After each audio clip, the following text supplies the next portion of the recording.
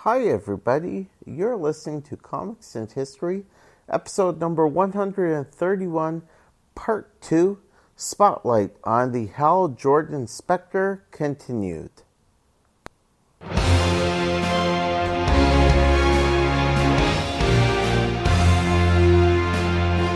welcome to the show.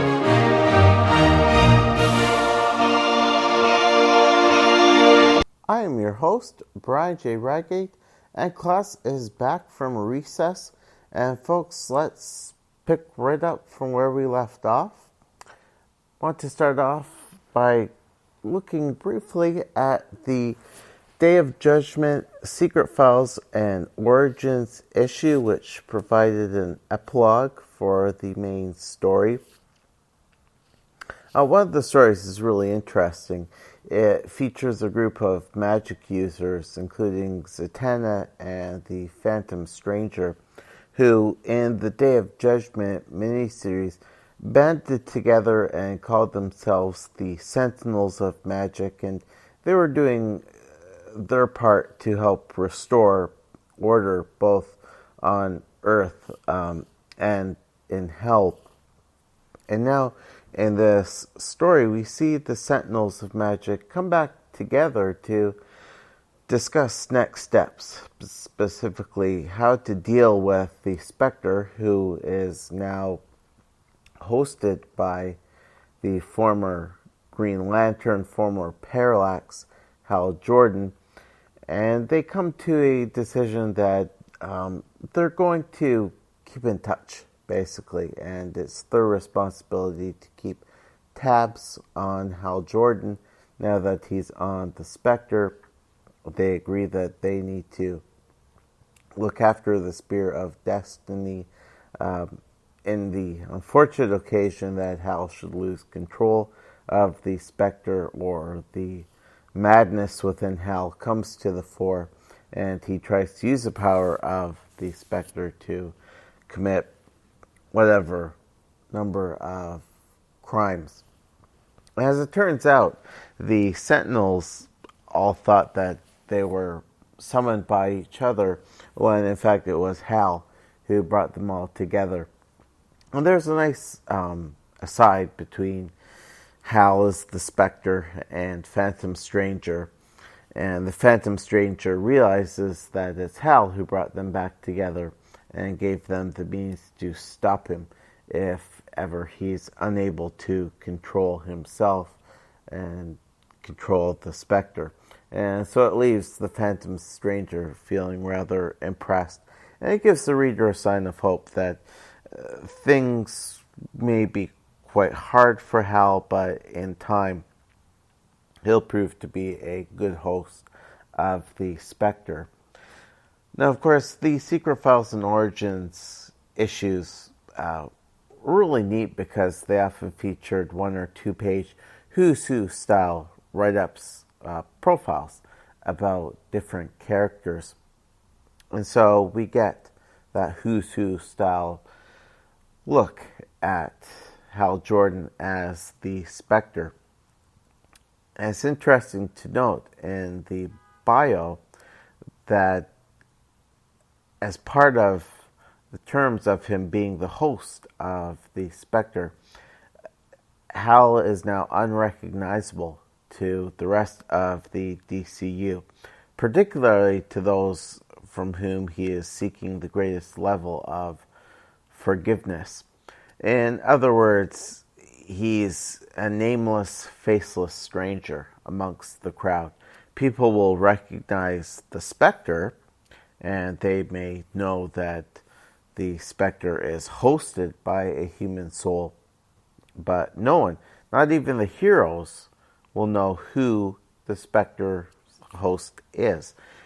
And as for all of the heroes who were present when Hal bonded with the Spectre, their memories will soon be altered such that they recall the basic events of the Day of Judgment, and they'll recall that a new host was chosen, but they won't be able to remember who it was who was chosen to be the Spectre.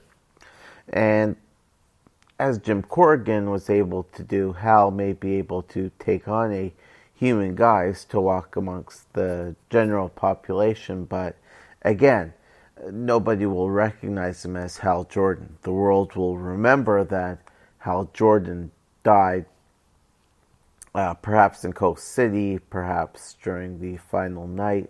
But if a person sees Hal on the street, they won't recognize him. Even if someone is able to figure out somehow that he is Hal Jordan, once he leaves their presence, they will forget that they were talking with Hal. They'll remember that they were talking with somebody they bumped into. And the word punishment is not used in the Secret Files write-up on Hal as the Spectre, but one gets the sense that Hal's loss of identity is part of the Spectre's plan to punish Hal. And it seems like some would say a fitting, others would say a very tragic form of punishment for Hal, and that I spoke about this on part 1, that Hal has that strong presence within the DCU. He's the sort of character who walks into a room and his presence is immediately felt. And historically, Hal has been the lively, cocky, headstrong one. And so for him to be unrecognizable in a crowd, to be unrecognizable amongst his peers, amongst his loved ones, one can only imagine how difficult a punishment that will be for Hal. And indeed, we see that play out in JLA issue number 35, which was bannered as a Day of Judgment follow-up. And it starts off with Hal as the Spectre confronting Zoriel and being quite angry with the fallen angel for rejecting the gift he had of existing in heaven, being at the side of the presence. And the JLA quickly intervenes, and at this point, Superman, Batman, and the rest, they all recognize that Hal is the Spectre. And in pretty quick order, they all confront the Spectre, and he confronts all of them with their innermost demons. Like, for instance, he reminds Superman that back during the John Byrne run, when Superman was in the Pocket Universe, he used kryptonite to kill the Phantom Zoners. And it will later be revealed that Hal is doing this because he's actually reflecting his own self-loathing upon his one-time teammates. This is all because he's seeing things through the eyes of the Spectre. And as the issue plays out, we see that Hal is, from the beginning, having a very hard time dealing with the rage, the screams of vengeance that emanate from the Spectre force. And it's Martian Manhunter who steps in to aid Hal and the others. And Martian Manhunter ends up taking the Spectre, as well as the rest of the JLA, inside the mind of seemingly random, innocent person. And in this nameless person's mind, we see the man with his wife, and they're just enjoying a quiet evening watching the TV. But the man gets up from his chair and he welcomes Hal and the rest of the JLA, and he and his wife are very welcoming to these heroes who have wandered into this man's brain. But we see pretty soon, as the camera zooms out, that Martian Manhunter took Hal and company inside the mind of the Joker. And we see a Joker musing on what just happened inside of his brain. And he has some rather chilling thoughts about what it was that caused him to feel this tickling in his brain. And the whole reason that Martian Manhunter did this was to show Hal that even in the most evil and corrupted of souls, there is some spark, some glimmer of hope for redemption. And so that is enough to quell the rage that's going on within the Spectre and that Hal is feeling. And so there's this balance. Martian Manhunter expresses his belief that Hal can seek redemption, and Hal, as the Spectre, exits stage left, and as he departs, the members of the Justice League muse upon what's just happened, and they hope that what Martian Manhunter has done will help the host of the Spectre, whoever he may be. So this issue solidifies the fact that even the hero community, Hal's closest teammates at one time, no longer recognize him. And a neat visual effect with this, we see that when different individuals look at Hal, they see a completely different face. From there, we get a 3-issue story which played out in the title Legends of the DC Universe. This was one of those titles which featured stories that took place at pretty well any time in DC continuity.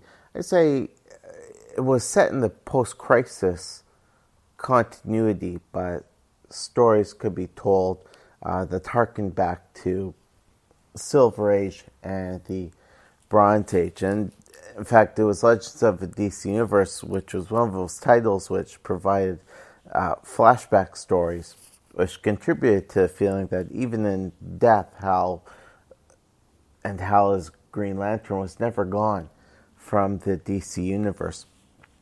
And this 3-issue arc served as kind of a showcase for the upcoming 4th volume of the Spectre.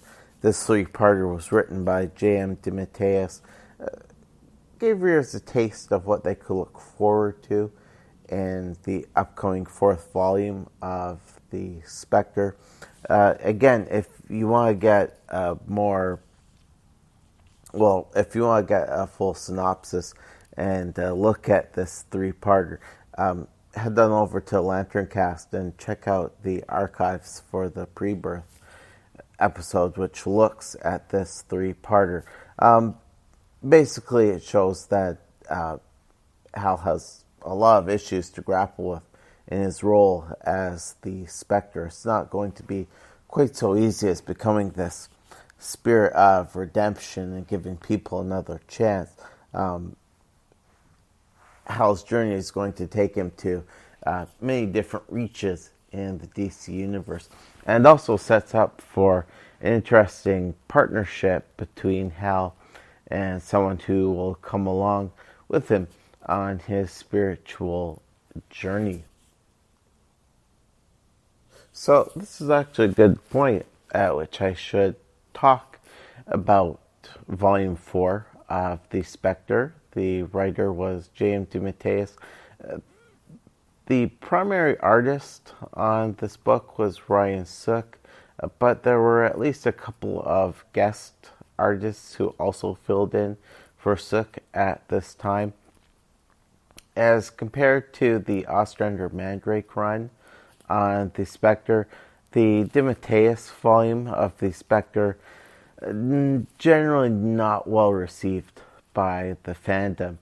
I think part of it has to do with the fact that during the whole period in which Hal was the Spectre, Hal Jordan dominated over the Spectre. During the Jim Corrigan era, yes, there was a lot of character development centered around Jim Corrigan, but at the same time, Corrigan and the Spectre were still on a level with each other. They both had a voice at different points.